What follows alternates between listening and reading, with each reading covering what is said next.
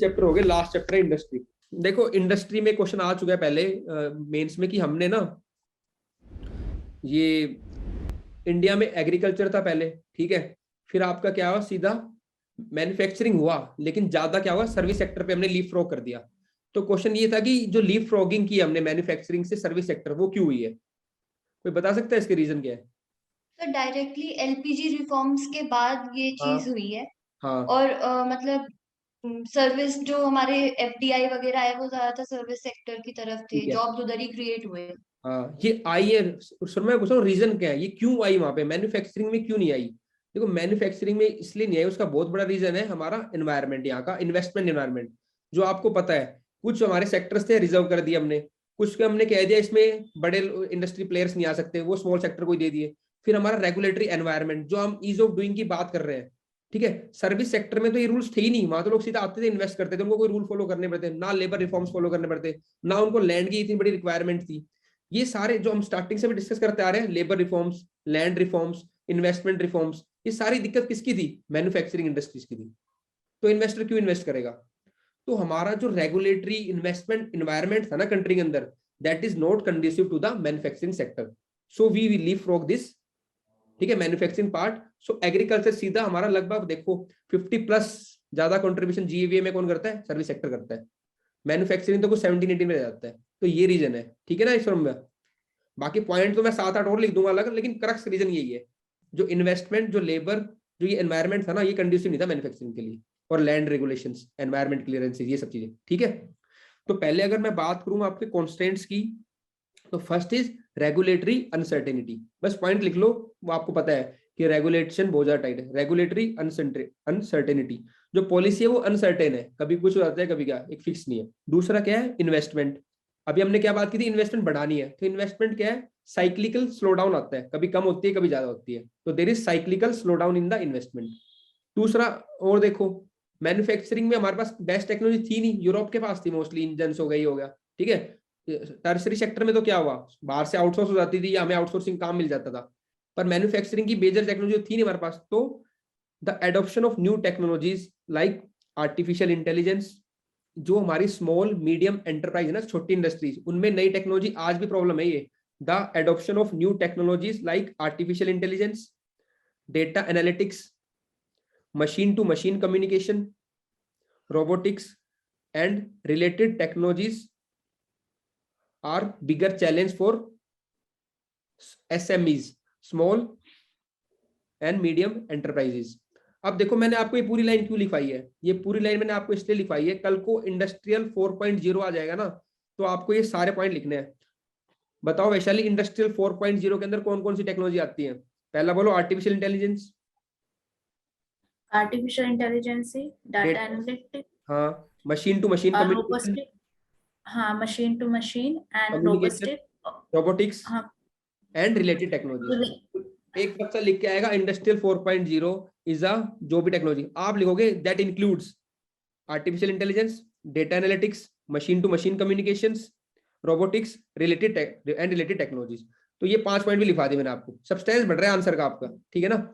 ये याद करनी है चीजें और लिख के आनी है बस, सीधा रेडीमेड मिल रहा है, कहीं एक्सट्रैक्ट नहीं करना, कुछ नहीं करना। क्वेश्चन आएगा कभी भी आ सकता है, आर्टिफिशियल इंटेलिजेंस आ सकता है, इंडस्ट्रियल 4.0 आ सकता है, यही पॉइंट मार के आने हैं। और लास्ट पॉइंट और लिख लो, चैलेंज ऑफ डूइंग बिजनेस, ठीक है। जैसे कि गेटिंग कंस्ट्रक्शन परमिटेड, ठीक है, गेटिंग कंस्ट्रक्शन परमिट्स, कंस्ट्रक्शन बनाने के लिए परमिट्स ही होते हैं। एनफोर्सिंग कॉन्ट्रैक्ट्स, कोई कॉन्ट्रैक्ट साइन कर दिया, लीगल चलता रहता है, ठीक है। कल हमने एक बात की थी कि लीगल एनवायरनमेंट प्रमोट करने के लिए कंट्री के अंदर क्या करना चाहिए वैशाली? हमें एक बॉडी बताई थी कंट्री के अंदर, आर्बिट्रेशन बॉडी होनी चाहिए, जो क्या करेगी? हाँ। आउट ऑफ कोर्ट सेटलमेंट कर देगी, कोर्ट में जाने नहीं देगी हम्म। किसी को, आउट ऑफ कोर्ट सेटलमेंट को प्रमोट करना है, ठीक है। अब देखो कल पढ़ा था हमने, मेरे को आज यहाँ पे याद आ गया, क्योंकि दिमाग में स्ट्रक्चर बना है। तो आर्बिट्रेशन काउंसिल ऑफ इंडिया की बात हुई थी शुरू में, है ना। तो फिर अगर ease of doing business yes. का क्वेश्चन आएगा, गवर्नेंस का क्वेश्चन आएगा, तो आप लिखो इंटरनेशनल का क्वेश्चन आएगा, आर्बिट्रेशन काउंसिल ऑफ इंडिया बनाओ, जो क्या करेगी? आउट ऑफ कोर्ट सेटलमेंट को प्रमोट करेगी। अब मैं बता रहा था आपको, हाँ, ये कि क्या है कि चैलेंजेस टू डूइंग बिजनेस, किसमें? Getting construction permit, enforcing contracts, paying taxes, starting a business and trading across borders. इन सब में क्या है आपको? एक चैलेंज है, काफी ईज ऑफ डूइंग बिजनेस अभी कंट्री में इतनी नहीं है, तो ये एक चैलेंज है। अब इसके लिए करना क्या है अपने को, ये देखो। तो सबसे पहले हमें क्या करना है, इंडस्ट्री की बात चल रही है, चैप्टर का नाम है इंडस्ट्री।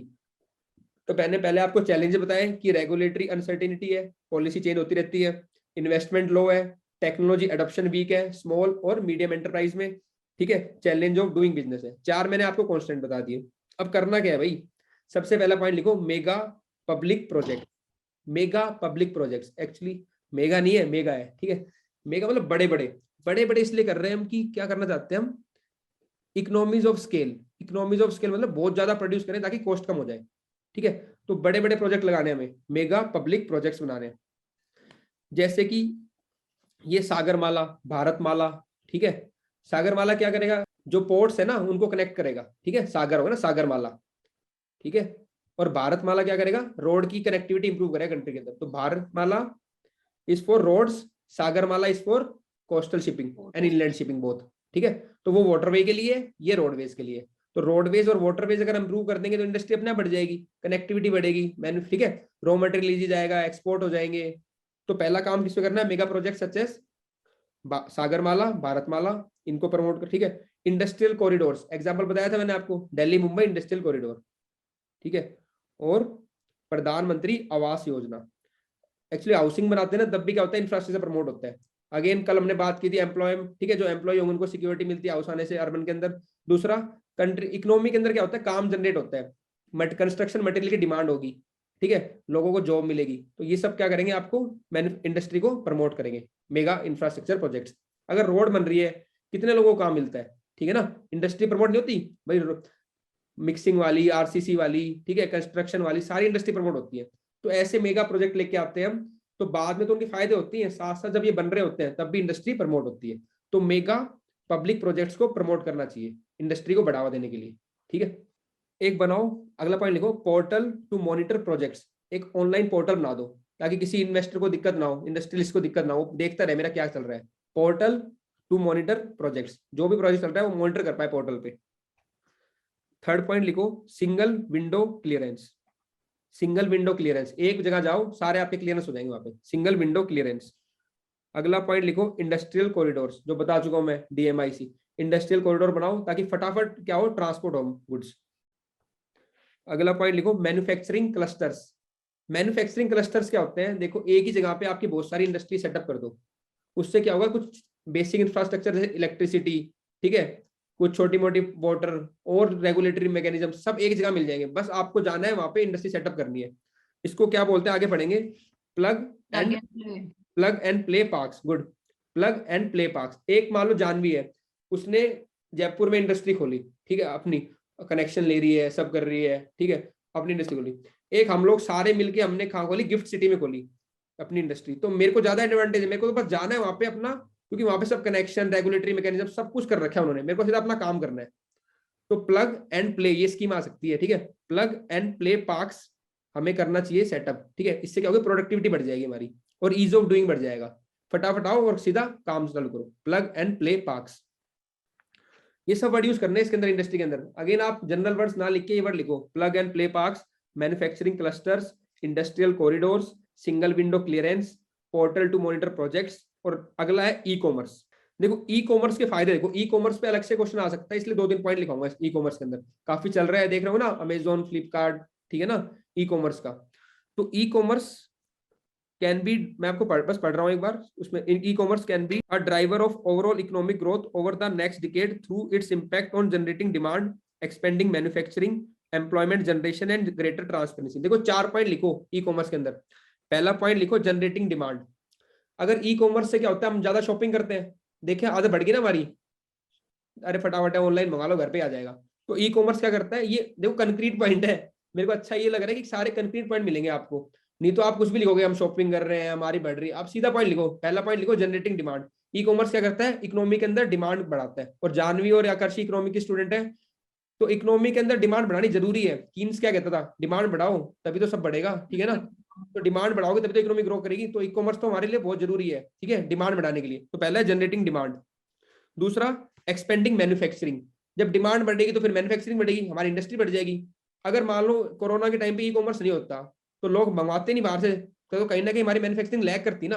पर ई कॉमर्स था, लोगों ने घर बैठ के मंगवा लिया, कोई बात नहीं, तो काम चल रहा था, उतना नहीं पर काम चल रहा था। तो क्या होगा, जनरेटिंग डिमांड, एक्सपेंडिंग मैन्युफैक्चरिंग। तीसरा पॉइंट लिखो, एम्प्लॉयमेंट जनरेशन। ठीक है, थर्ड पॉइंट क्या है, एम्प्लॉयमेंट जनरेशन। भाई काम भी तो मिल रहा है डिलीवरी वाले बच्चों को, इतने लोग काम कर रहे हैं, लॉजिस्टिक्स वालों को काम मिल रहा है। चौथा लिखो, ग्रेटर ट्रांसपेरेंसी। कहीं ना कहीं आप देखो ई कॉमर्स में ट्रांसपेरेंसी होती नहीं होती? अनिरुद्ध बताओ, आपने बिल जनरेट किया है, एक नंबर में पेमेंट कर रहे हैं, सब चीज होती है ना। तो कहीं ना कहीं ई कॉमर्स से आपकी ट्रांसपेरेंसी आती है इकोनॉमी के अंदर। तो ये 4 पॉइंट आपको याद रखने हैं, बड़े अच्छे पॉइंट है। हाँ, तो ये देख, ई कॉमर्स पे क्वेश्चन आएगा तो क्या लिखना है? पहला point, generating, generating demand, expanding manufacturing, employment generation, greater transparency. तेरे को आ रहा है फायदा समझ, नीति आयोग का डॉक्यूमेंट करने का क्या फायदा हो रहा है? हाँ सर, हाँ, जो हम रैंडम कर रहे थे चीजें हमारे पास कंक्रीट में आ रही है एकदम से, एक स्ट्रक्चर्ड वे में आ गया। स्ट्रक्चर और काम की चीज भी आ रही है। हम कुछ भी लिखते थे आंसर में, अब ये 4 हाँ। पॉइंट लिखे, नंबर काट ही नहीं सकता एग्जामिनर, तूने सीधा हिट कर दिया पॉइंट में, ठीक है ना। चलो ठीक है, it made recommendation sector of for the sector growth including internet access digitising. अब देखो, इसके लिए हमें इश्यूज पूछ लेगा या करना क्या चाहिए। तो करना क्या है, इंटरनेट एक्सेस को इंप्रूव करना है। और इंटरनेट एक्सेस को गांव में इंप्रूव करने के लिए कौन सा प्रोजेक्ट था फाबिया? भारत नेट, कल बताया था ना भारत नेट। तो ऐसे कनेक्ट करना है, कल बताया ना, तो भारत नेट प्रोजेक्ट को करना है। अगर गांव में भी हमने इंटरनेट बढ़ा दिया तो वो लोग भी ई कॉमर्स प्रमोट करेंगे, ठीक है ना। तो पीएम वानी भी लिख सकते हैं शायद, क्या? पीएम वानी जो है अभी। हाँ, वानी, पीएम वानी भी है, ठीक है। एक बार देख लेना उसको किसके लिए एग्जैक्ट पीएम वानी, वाईफाई के लिए था मेरे ख्याल से, वाईफाई एक्सेस के लिए ना। वो हाँ, जैसे पीसीओज होते थे वैसे ही इंटरनेट पीसीओ बनाएंगे। हाँ, तो ठीक है, वानी को कर देना कनेक्ट, तो वहां से भी। तो पहला पॉइंट क्या, इंटरनेट एक्सेस बढ़ाना है। अब यही मैं चाह रहा था, ठीक है ना। अब तेरा दिमाग चल रहा है अगर इसीलिए, क्योंकि तूने अब स्ट्रक्चर बन गया दिमाग में, अब जो स्कीम पड़ी उसको फिट कर देना इधर उधर, ठीक है। तो पहला पॉइंट है इंटरनेट एक्सेस। दूसरा, डिजिटाइजिंग पेमेंट्स, पेमेंट्स को डिजिटाइज करो, तभी तो ई कॉमर्स प्रमोट होगा, डिजिटलाइजिंग पेमेंट्स। तीसरा, फर्दर इंप्रूविंग ट्रांसपोर्ट इंफ्रास्ट्रक्चर, क्योंकि वो लोग डिलीवरी पे काम करते हैं, इधर से डिलीवरी, तो ट्रांसपोर्ट इंफ्रास्ट्रक्चर को बढ़ाना है ई कॉमर्स बढ़ाने के लिए, लॉजिस्टिक्स को बढ़ाना है, और वेयर हाउसिंग सपोर्ट देना है इनको, क्योंकि इनके बहुत बड़े बड़े गोदाम होते हैं जो माल वापस आता है या स्टोर होता है, तो वेयर हाउसिंग सपोर्ट देना है। तो ये 5-6 इशू हम वे फॉरवर्ड में या चैलेंज में लिख सकते हैं कि ये चैलेंज है, इनको इंप्रूव कर देंगे तो ई कॉमर्स बढ़ जाएगा, उसके फायदे मैंने आपको लिखवा दिए।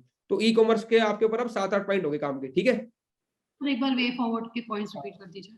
इंटरनेट एक्सेस देना है, ठीक है, digitising payments, further improving transport infrastructure, logistics and warehousing support, warehouse बढ़ाना, ठीक है। ये हो गया तेरा ई कॉमर्स का।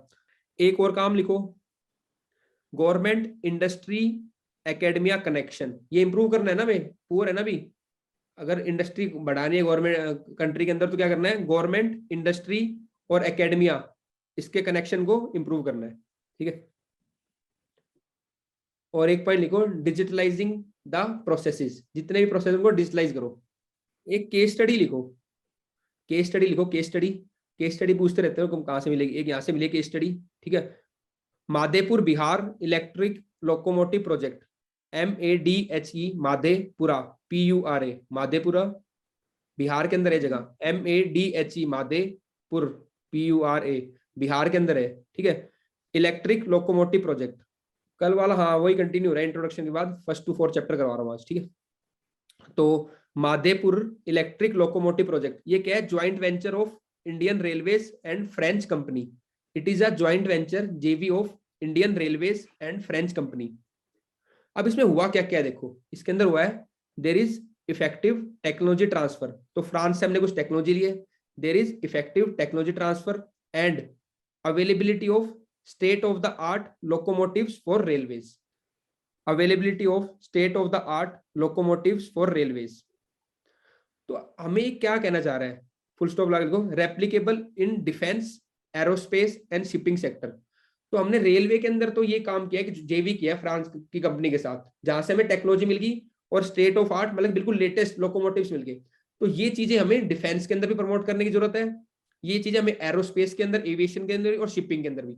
अब अगर क्वेश्चन शिपिंग से आ रहा है, एरोस्पेस से आ रहा है, डिफेंस से भी आ रहा है, तो आप एग्जाम्पल दोगे कि माधेपुर वाला जो प्रोजेक्ट है ना, जो हमने JV किया फ्रांस कंपनी के साथ, जहां से हमें टेक्नोलॉजी मिली है और स्टेट ऑफ आर्ट लोकोमोटिव मिले हैं, वो हमें रेप्लिकेट करने की जरूरत है एरो में। एरो अगर एविएशन क्वेश्चन उसमें लिख दो, शिपिंग का क्वेश्चन है तो उसके अंदर लिख दो, और अगर डिफेंस का क्वेश्चन है तो उसके अंदर लिख दो। तो तीनों का आपका वे फॉरवर्ड हो गया।